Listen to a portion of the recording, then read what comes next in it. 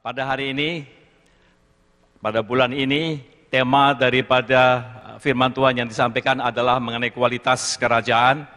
Dan selama 3 minggu berturut-turut, kita sudah melihat, kita sudah mendengar kualitas kerajaan yang disampaikan dalam bentuk waktu, perspektif hasil, dan yang terakhir Pastor John minggu lalu menyampaikan kualitas kerajaan dalam perspektif pelayanan.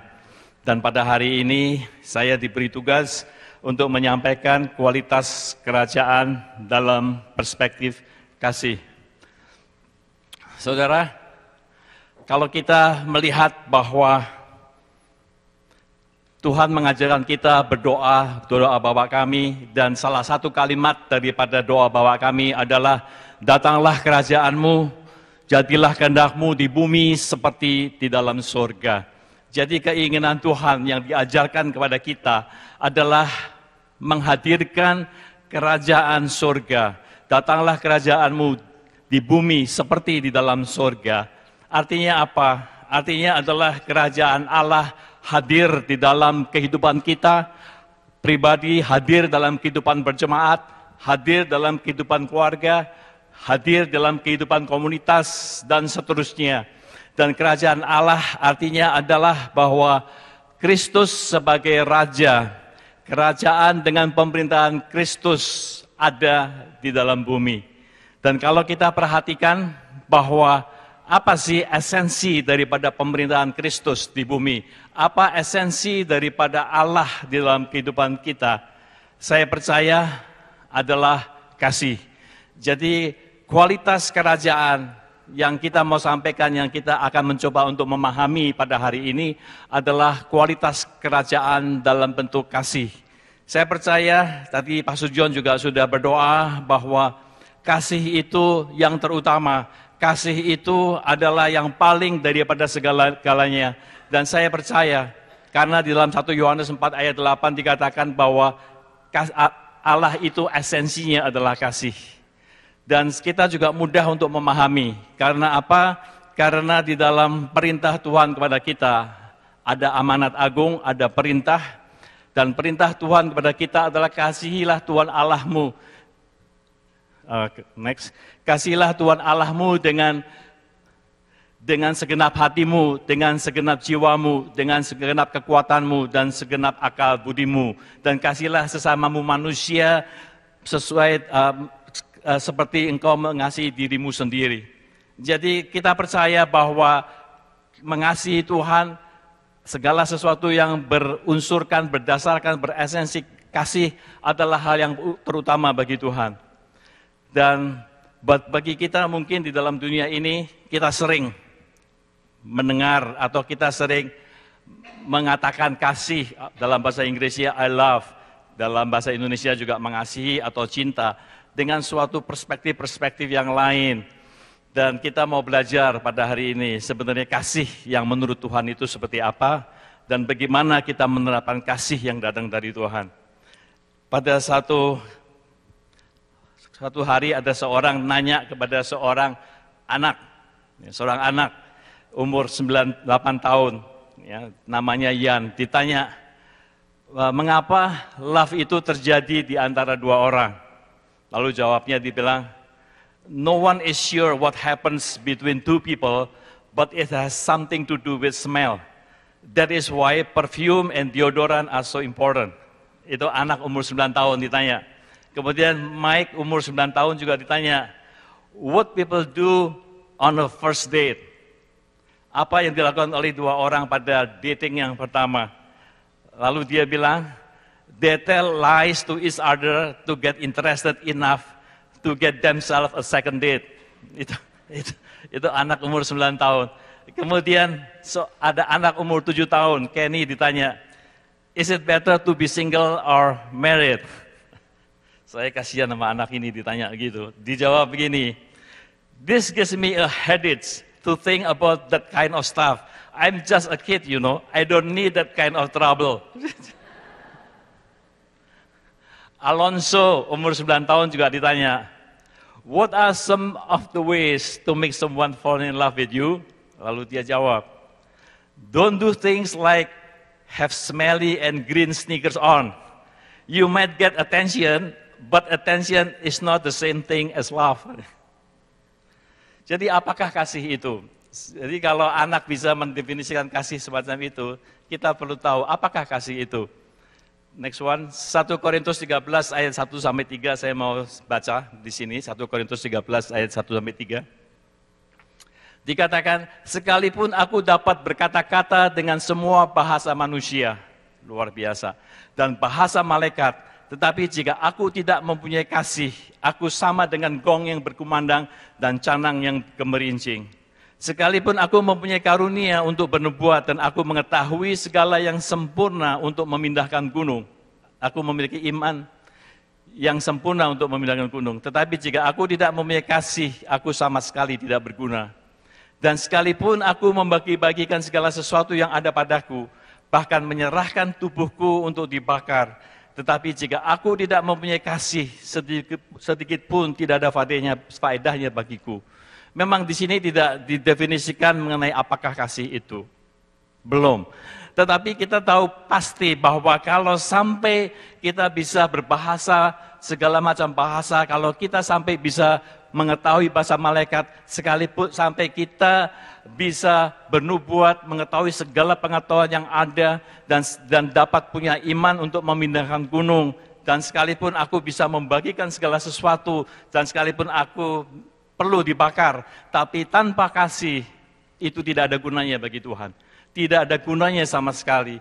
Dan saudara, 1 Korintus ditulis oleh Rasul Paulus sebagai suatu jawaban, sebagai satu surat kepada satu jemaat tubuh Kristus di Korintus, satu gereja di Korintus. Karena di Korintus ada 3 hal paling tidak yang diketemui, yaitu kalau kita baca dari pasal 1 sampai pasal 12, paling tidak ada 3 hal, bahwa jemaat Tuhan, gereja Tuhan di Korintus ada perpecahan, ada disunity, ada perpecahan, ada ketidaksatuan, dan juga jemaat di Korintus kacau balau, yang tidak ada keteraturan, tidak teratur. Mereka memiliki banyak spiritual gift, makanya dikatakan bisa bernubuat, bisa mengetahui segala pengetahuan, word of knowledge, bisa berbahasa, semua bahasa, dan bisa bahasa malaikat, dan iman mereka juga kuat untuk iman yang memindahkan gunung. Even seperti itu jemaat Korintus, tapi ada perpecahan, ada ketidakaturan, dan ada banyak masalah, sehingga Rasul Paulus perlu menekankan, dan kita melihat bahwa ternyata di jemaat Korintus, jemaat yang begitu banyak karunianya, jemaat yang begitu besar imannya, jemaat yang bisa memberi, tetapi kalau tanpa kasih tidak ada gunanya. Dan saya percaya tanpa kasih segala sesuatu tidak akan bisa bertahan lama. Kenapa Tuhan menempatkan begitu tinggi kasih itu? Karena saya percaya bahwa kasih merupakan salah satu daripada maksud abadi Allah. Next.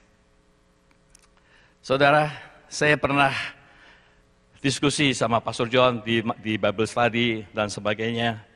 Seandainya manusia tidak jatuh dalam dosa, seandainya Adam dan Hawa tidak memberontak, jadi tetap tunduk kepada Tuhan, apakah Yesus akan datang ke dunia? Very interesting. Kita diskusi ngalor ngidul, tapi dari situ kita punya hikmat bahwa ya, Yesus adalah Allah, pasti datang ke dunia, tapi tidak untuk mati seperti itu, karena kematian Yesus yang membawa kita jalan kepada Bapa. Akulah jalan, kebenaran, dan hidup, tiada seorang pun datang kepada Bapa kecuali melalui aku. Dan Tuhan mati untuk menebus kita. Tuhan mati untuk menyatakan kasih-Nya kepada kita. Tuhan mati untuk mendamaikan kita dengan Allah, sehingga kita punya persekutuan yang abadi, punya kembali kepada rencana Tuhan di dalam hidup kita. Kalau saudara lihat maksud abadi di eternal purpose, kita lihat Yang lalu di bulan Juli pada saat saya menyampaikan firman Tuhan di sini, saya mengatakan bahwa puncak daripada kehidupan kekristenan bukan menerima, bukan salib, bukan Yesus mati di kayu salib. Karena Yesus mati di kayu salib betul itu penting buat kita. Tapi itu bukan akhir daripada perjalanan hidup manusia. Karena salib adalah is a means, suatu alat, suatu cara untuk Tuhan menunjukkan atau Tuhan membawa kita kepada suatu purpose yang lebih besar. Dan kalau saudara perhatikan, the eternal purpose of God, maksud abadi itu ada di Kolose dan Efesus, saya nggak akan bahas di sini.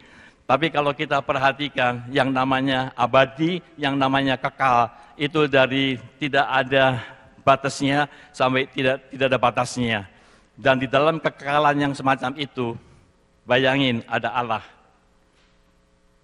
Dan pada satu saat tertentu Allah menciptakan bumi.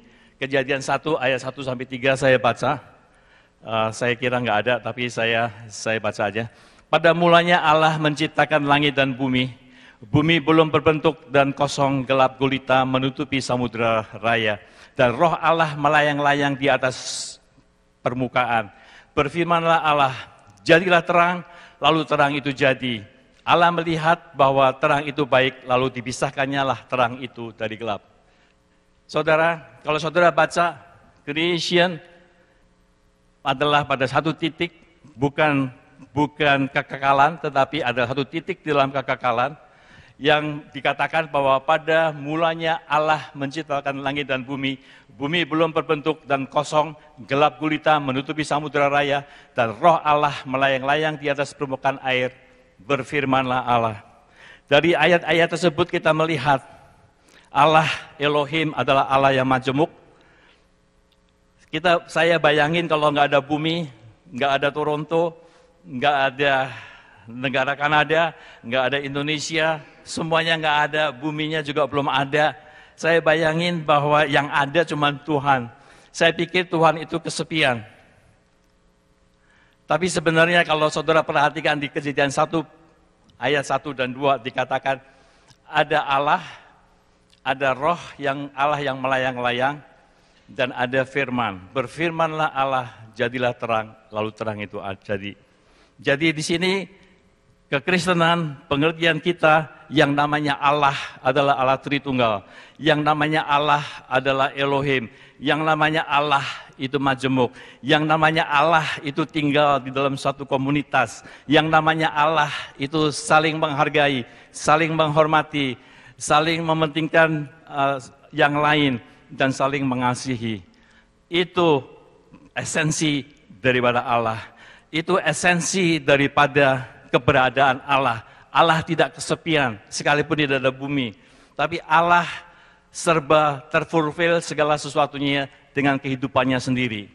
Dan Allah mau, betapa indahnya hubungan komunitas, betapa indahnya saling mengasihi, betapa indahnya hal yang dikerjakan oleh Allah itu, dan itu ingin disampaikan, ingin diimpartasikan, ingin diberikan kepada manusia, kepada ciptaannya, terutama ciptaan yang namanya manusia. Makanya di Kejadian 1 ayat 26 dikatakan, berfirmanlah Allah, baiklah kita, Allah Bapa, Firman, dan Roh Kudus, menjadikan manusia menurut gambar dan rupa kita, supaya mereka berkuasa atas ikan di laut dan burung-burung di udara, dan atas ternak, dan atas seluruh bumi, dan atas segala binatang melata yang merayap di bumi.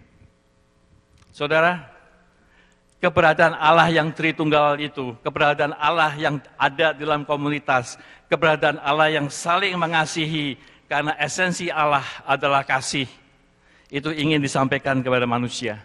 Sehingga manusia dapat merasakan apa arti daripada kasih. Sehingga manusia dapat merasakan hubungan saling one another. Sehingga manusia bisa saling mengasihi. Karena dengan seperti itulah Allah ingin dimuliakan dalam kehidupan jemaat Tuhan. Maka saya sungguh percaya, saya buy the idea bahwa yang namanya gereja merupakan misteri Allah, ada dalam maksud abadi Allah, bahwa di dalam gereja di mana kepalanya adalah Kristus, the body of Christ, kita semua adalah anggota tubuh Kristus. Hubungan di dalam suatu gereja tercetus kalau kita saling mengasihi. Tercetus karena kita saling memberikan yang terbaik bagi saudara-saudara kita. Tercetus kalau kita memberikan penguatan dan sebagainya. Itu adalah esensi, maksud abadi Tuhan kepada manusia. Amin, saudara. Makanya karena Allah itu merupakan esensinya, itulah yang akan disampaikan kepada kita sebagai manusia, sebagai tubuh Kristus, sebagai anggota tubuh Kristus. Amin, saudara. Dan untuk itu pada hari ini kita akan belajar, kalau kita sudah mengerti hal yang semacam itu, bahwa maksud abadi Allah adalah relationship yang didasari oleh kasih dan dipraktekkan di dalam keluarga, di dalam gereja, di dalam komunitas. Itu adalah maksud abadi Allah. Dan itu yang kurang, yang dilihat oleh Rasul Paulus. Rasul Paulus mendapatkan revelation dari Tuhan dan mengatakan kepada jemaat Korintus bahwa you can do everything, but you forgot the most important thing, yaitu kasih. Yaitu kasih. Kita tadi sudah menyanyikan kasih mengalir dari surga dan sebagainya. Dan saya rindu untuk saudara mengalami kasih Tuhan. Saudara rindu bahwa segala sesuatu yang saudara lakukan berdasarkan kasih yang datang dari Tuhan. Amin, saudara. Sekarang pertanyaannya adalah bahwa apakah kasih itu? The next one.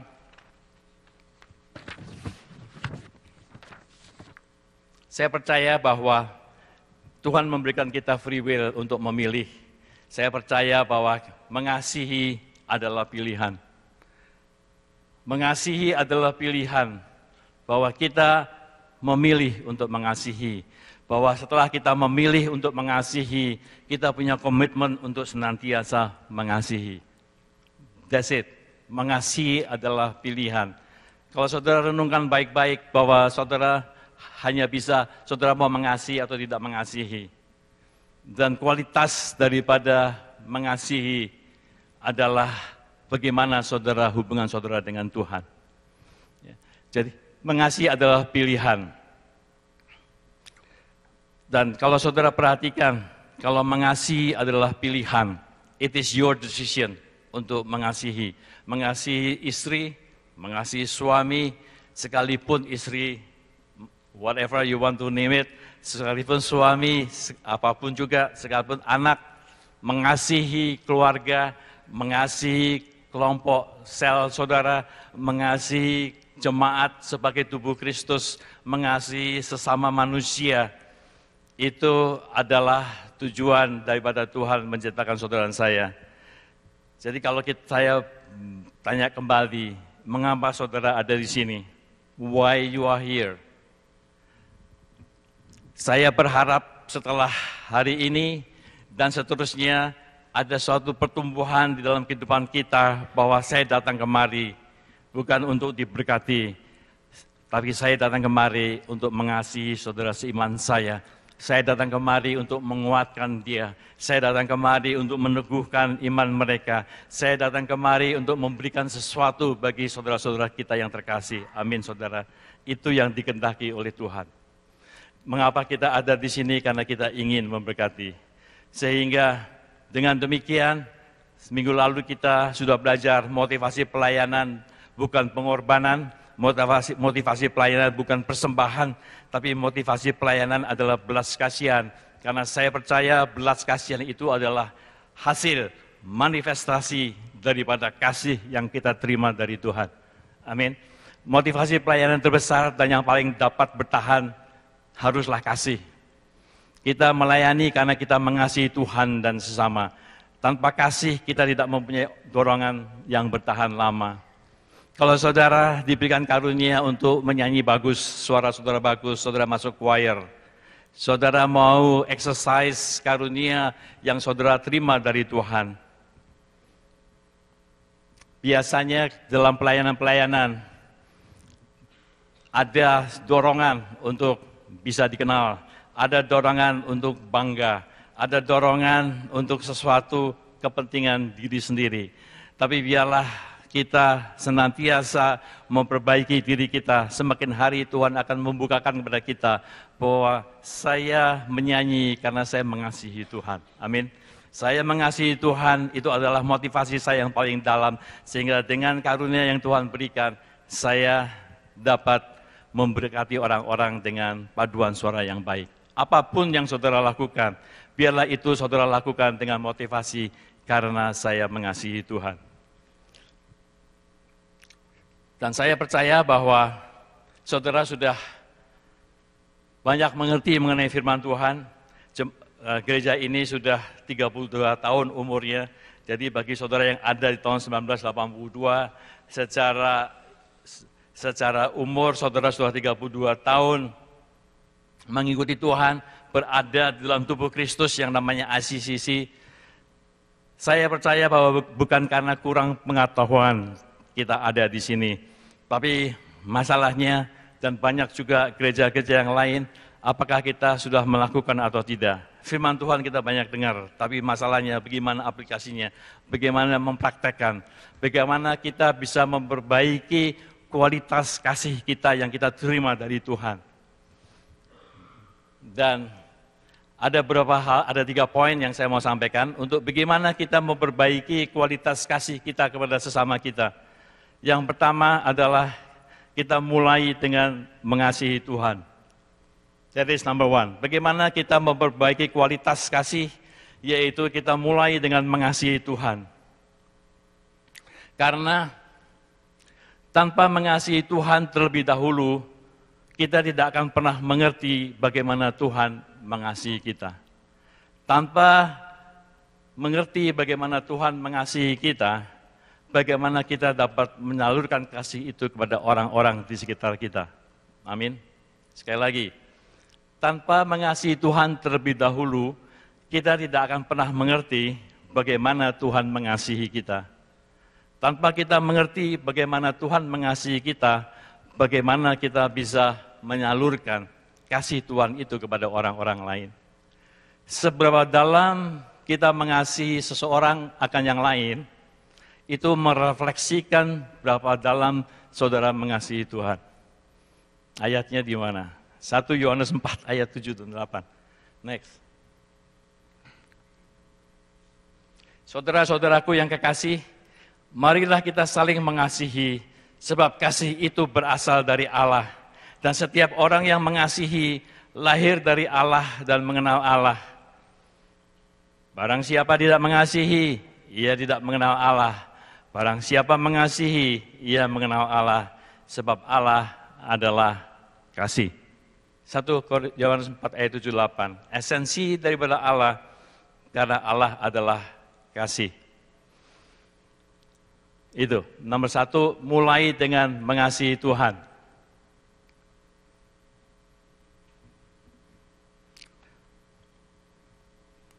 Saudara, kalau saudara mulai dengan mengasihi Tuhan, biarpun saudara masih tidak mengerti apa yang harus dilakukan, saya percaya bahwa pada saat saudara punya komitmen untuk mengasihi Tuhan, Tuhan akan bukakan banyak hal dalam hidup saudara.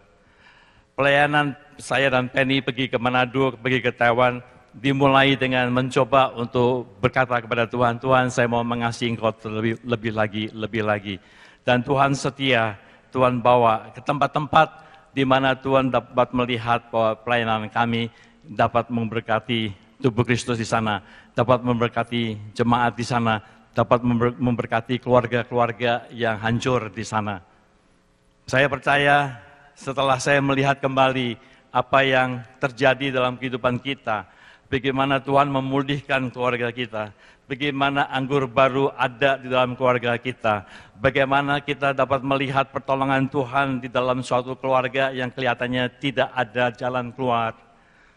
Tapi dengan kita setia kepada Tuhan, kita memberikan komitmen kepada Tuhan, kita mengizinkan kasih Tuhan menyembuhkan, memulihkan kita, membuat kita tahu apa yang harus dilakukan dalam dunia ini. Saya percaya itu yang membawa kita pergi ke tempat-tempat di mana Tuhan tahu pasti, persis bahwa disitulah anakku yang namanya Billy dan Penny dapat memberkati tubuh Kristus di sana. Bukan karena kita luar biasa, bukan saudara. Kita datang dengan segala kelemahan. Karena saya tahu di Indonesia begitu banyak orang yang lebih able, lebih qualified. Tetapi Tuhan setia. Tuhan memakai orang anak-anaknya dalam seperti apapun keberadaannya. Apa yang sudah dikerjakan Tuhan di dalam hidupnya akan dibawa Tuhan untuk memberkati orang lain. Amin, saudara. Pelayanan di Manado adalah pelayanan yang dimulai dengan tahun 2005 kita membuat fellowship di rumah. Jangan meremehkan suatu persekutuan kecil, cell group, fellowship di rumah teman saya di daerah Pondok Indah, di mana mereka mengalami masalah di dalam keluarga. Tapi kasih Tuhan dinyatakan di saat itu, banyak yang disembuhkan, banyak yang direstorasi, banyak yang dipulihkan. Dan salah satu daripada keluarga yang dipulihkan, kebetulan anak Manado asli. Dan dia punya rumah adat di satu desa namanya Danau Wudu, itu kira-kira 1,5 jam dari Manado, di dekat kota Bitung, yang lagi terkenal di YouTube sekarang. Bitung, di desa Sagrat, itu yang di YouTube. Tapi saya di Danau Wudu. Dan di situ dia punya rumah adat dan dia karena dipulihkan, dia fall in love with Christ lagi dan dia mau memberikan hidupnya buat Tuhan. Kemudian dia bilang, Tuhan biar yang di atas itu buat tempat tinggal kalau saya ada di sini, tapi di bawah pakai buat gereja. Dan ajaib sekali tempat itu akhirnya jadi gereja. Luar biasa, kesempatan lain saya akan sampaikan bagaimana dia bisa menemukan seorang gembala yang punya hati yang sama dengan dia dan sebagainya. Akhirnya gereja itu adalah gereja yang miskin di desa karena jemaatnya adalah tukang ojek, orang yang suka ambil pohon, buah kelapa, yang seperti itu, ya, sopir taksi dan sebagainya. Tapi Tuhan setia dan Tuhan bawa saya ke situ sama Penny dan melayani mereka, keluarga-keluarga yang luar biasa banyak masalahnya. Di sini saudara beruntung karena saya di antara di sini saya tidak pernah mendengar masalah-masalah yang seberat di sana. Tapi di sana mereka punya banyak masalah dan akhirnya mereka juga sangat dipulihkan sehingga setiap saat kita ke sana selalu mereka tanya, saya berdoa supaya cepat kembali, maunya begitu sih. Tapi bukan kehendak kita, tapi kehendak Tuhan yang terjadi. Amin, saudara. Nah, jadi banyak yang dipulihkan. Ada yang seorang bapak yang karena dipukul sama ayahnya sedemikian rupa sehingga dia tuli, ya, waktu masih kecil sehingga dia tidak bisa mengampuni ayahnya dan dia memperlakukan yang sama kasar kepada istrinya dan istrinya jadi bulan-bulanan, tapi bisa dipulihkan, bisa dipeluk dan bisa menangis terisak-isak dalam kasih karunia dan kasih Tuhan pada saat itu. Dan saya melihat bahwa anak-anaknya juga luar biasa sekarang. Gereja yang dengan seperti itu kondisinya, sekarang menjadi gereja yang luar biasa karena pendetanya menjadi satu pembicara andalan daripada desa itu. Pendetanya masih muda, biasanya yang tua-tua yang dapat prioritas untuk bisa khotbah dan lain sebagainya pada ulang tahun gereja. Tapi sekarang dia bisa karena banyak pemulihan terjadi dalam gereja itu. Dan saya senang dengan seperti itu. Saya berdua mengerti panggilan Tuhan dalam hidup kita untuk memberkati banyak keluarga-keluarga yang harus dipulihkan oleh kasih karunia Tuhan. Ya, mulai dengan semuanya itu terjadi karena kita mulai dengan mengasihi Tuhan. Kalau kita mengasihi Tuhan, semakin hari kita lebih mengerti betapa dalamnya kasih Tuhan kepada kita. Dan kalau kita sudah mengerti betapa dalamnya kasih Tuhan itu, maka kita dapat membagikan kepada orang-orang sekitar kita. Amin, saudara. Saya percaya di antara saudara pada hari ini, pada waktu saya doa, ada orang-orang yang di mana mudah orang-orang datang kepada saudara. Ini yang saya dapat pada hari ini untuk saudara. Karena orang-orang bisa curhat kepada saudara. Orang-orang bisa merasa aman kepada saudara. Bagi saudara-saudara yang seperti itu, saya mau berdoa supaya saudara menangkap apa yang Tuhan mau katakan. Menangkap apa yang ada di dalam hati Tuhan buat saudara. Karena kalau saudara belum tahu apa yang harus dilakukan, pergi ke Pastor John, pergi ke Pastor Joe, pergi ke cell group leader saudara, pergi ke Council of Elders, untuk dibimbing, untuk dibina. Karena bukan hanya nasihat yang saudara dapat berikan, tapi suatu kehidupan. Sesuatu firman Tuhan yang dapat merubah hidup manusia, itu yang saudara bisa bagikan. Saudara belajar di situ, karena saya percaya ada orang-orang yang punya shepherding heart, ada orang-orang yang punya hati untuk dapat memberikan counsel, untuk mendoakan, untuk memberikan kehidupan dan encouragement kepada orang-orang di sekitar saudara. Amin. Itu terjadi, saya lihat di dalam banyak kesaksian, baik di Taiwan maupun di Manado. Itu yang pertama. Yang kedua, setelah mulai dengan mengasihi Tuhan, apa yang harus dilakukan? Yaitu kehidupan yang selalu terhubung dengan sumber. Suatu kehidupan yang selalu connect dengan Tuhan. Jangan sampai lepas. Oleh karena itulah, maka kehidupan kita banyak senantiasa dipengaruhi dengan suatu relationship dengan Tuhan. Tuhan, apa yang harus saya lakukan dalam menghadapi masalah-masalah semacam ini? Saya harus mengakui saya tidak sempurna, masih banyak dikerjakan oleh Tuhan. Saya juga mengasihi Penny juga belum tentu, belum sempurna juga. Hampir salah ngomong. Saudara, 2 minggu ini hektik sekali buat saya. Pertama kali saya harus nemanin Pak Sujo untuk retreat hari Minggu, Senin, Selasa, Rabu 2 minggu yang lalu. Jadi saya hanya bisa mengerjakan kerjaan-kerjaan gereja Kamis dan Jumat. Kemudian hari Senin saya harus jemput guest speaker Michael Obaja yang saya undang untuk bisa bicara di youth retreat-nya live. Jadi hari Senin, Selasa saya kembali, Rabu, Kamis saya pulang. Jadi, dan minggu lalu seperti saudara ketahui, istri saya yang tercinta itu pergi ke North Carolina untuk ikut seminar. Dia pergi hari Rabu, pulang hari Senin. Nah, saya tahu bahwa Penny itu suka bunga, suka kebunnya itu hijau, mawarnya, bunganya itu seger. Nah, saya ngomong ini bukan cari alasan, saudara, tapi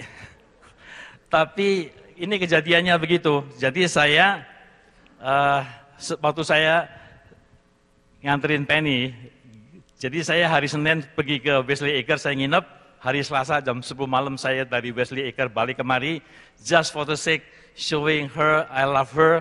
Rebu itu saya nganterin dia pergi ke Bayview sama Kamer, sama temennya berangkat ke North Carolina naik mobil.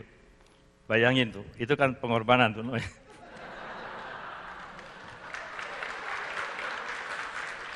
Ya, itu saya pikir begitu, tapi bahasa itu tidak dikenal sama Penny.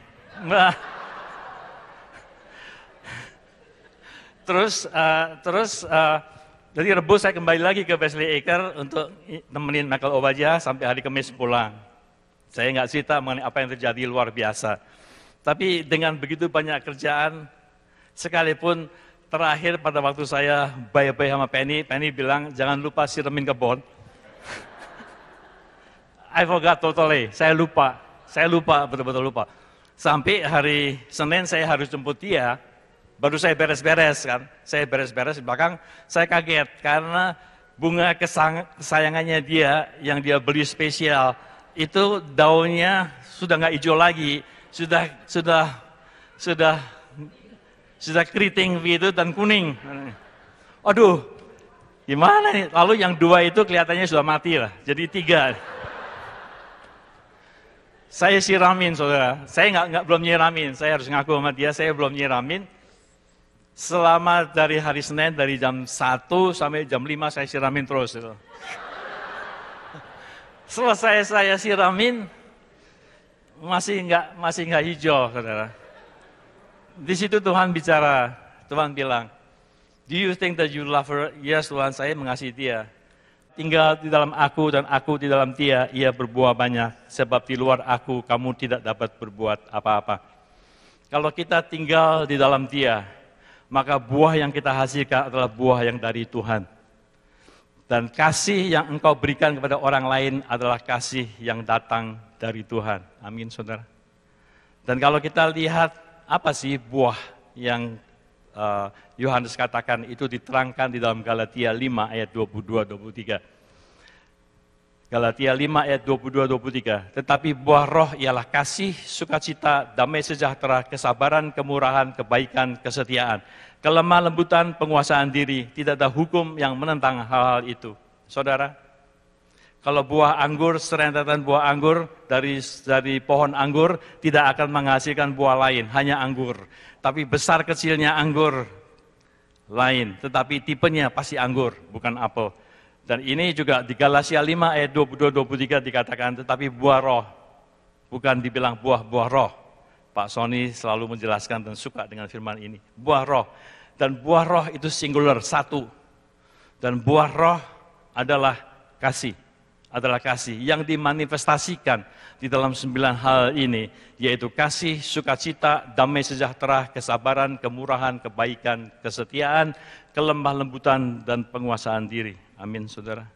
Kasih yang mengalir dalam hidup saudara akan kelihatan di dalam manifestasinya, di dalam penguasaan diri, di dalam kelemah lembutan, di dalam kesetiaan, di dalam kebaikan, di dalam kesabaran, di dalam kemurahan, di dalam kasih, dan di dalam sukacita. Kemudian yang ketiga, yang terakhir, kehidupan yang selalu berhubung dengan sumber, dan ketiga, mulai melangkah dahulu dan jangan bimbang. Mulai melangkah dahulu dan jangan bimbang. Saudara sebagai tubuh Kristus, saudara sudah mengetahui bahwa dasar esensi Tuhan adalah Allah. Kalau dia membangun tubuh Kristus, Kristus sebagai kepala, kita sebagai anggota tubuh Kristus, hubungan kita adalah saling mengasihi. Saya percaya di dalam tahun-tahun yang akan datang, yang namanya kasih merupakan esensi daripada ICC. Unity terjadi karena adanya kasih. Amin, saudara. Unity terjadi karena kita saling menguatkan, saling mengasihi, saling menghormati, saling mendahulukan. Kalau kita sudah mulai berpikir bahwa kita adalah yang lebih utama dari yang satu, apalagi kalau kita saling menggosip, itu yang jelek. Pasti akan ada perpecahan, seperti halnya Korintus.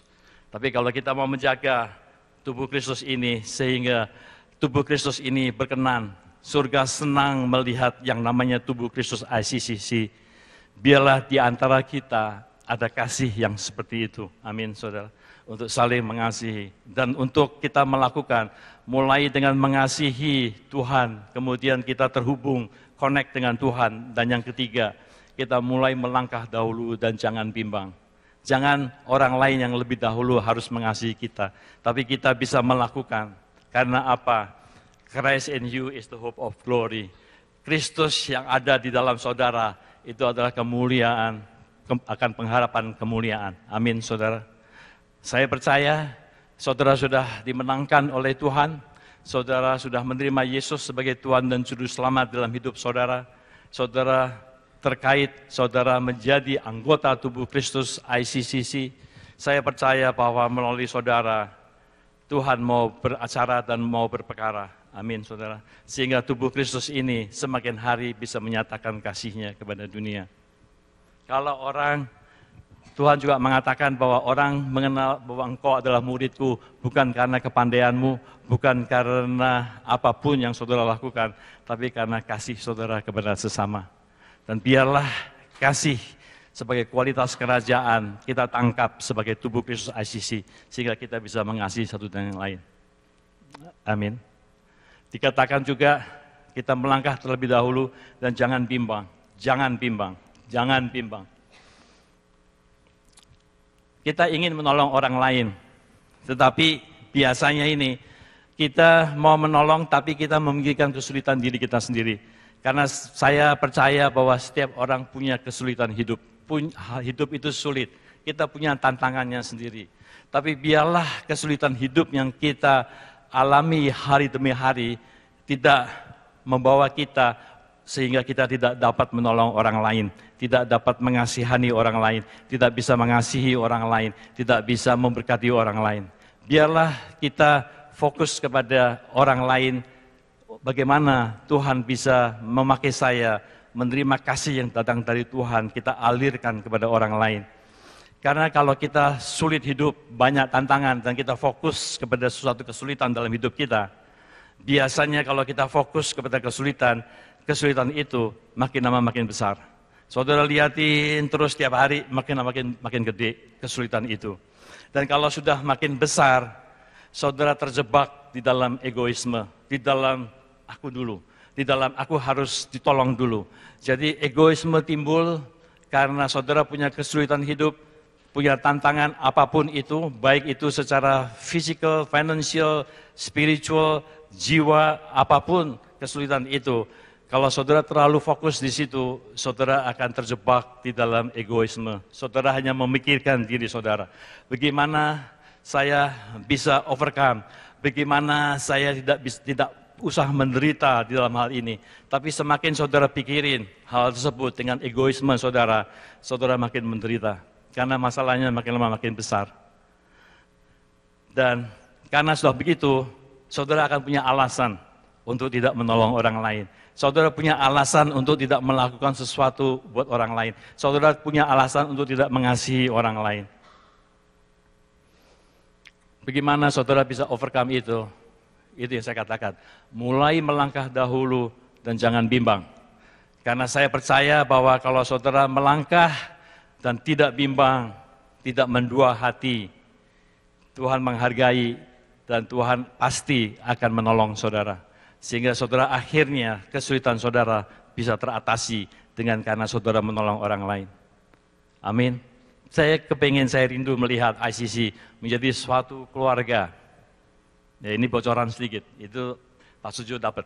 Satu keluarga yang saling mengasihi, yang mengalirkan kasih Tuhan dalam kehidupan kita. Because at the end, it is not about right or wrong, tapi how you want to respond dalam segala sesuatu yang terjadi dalam ICC. Amin, saudara. Dan respon yang benar adalah tunjukkan kasih yang datang dari Tuhan. Amin. Saya ajak, udah lewat, pemimpin pujian kemari datang lagi untuk menyanyikan satu lagu, kemudian bisa selesai dengan benediction. Pastor John akan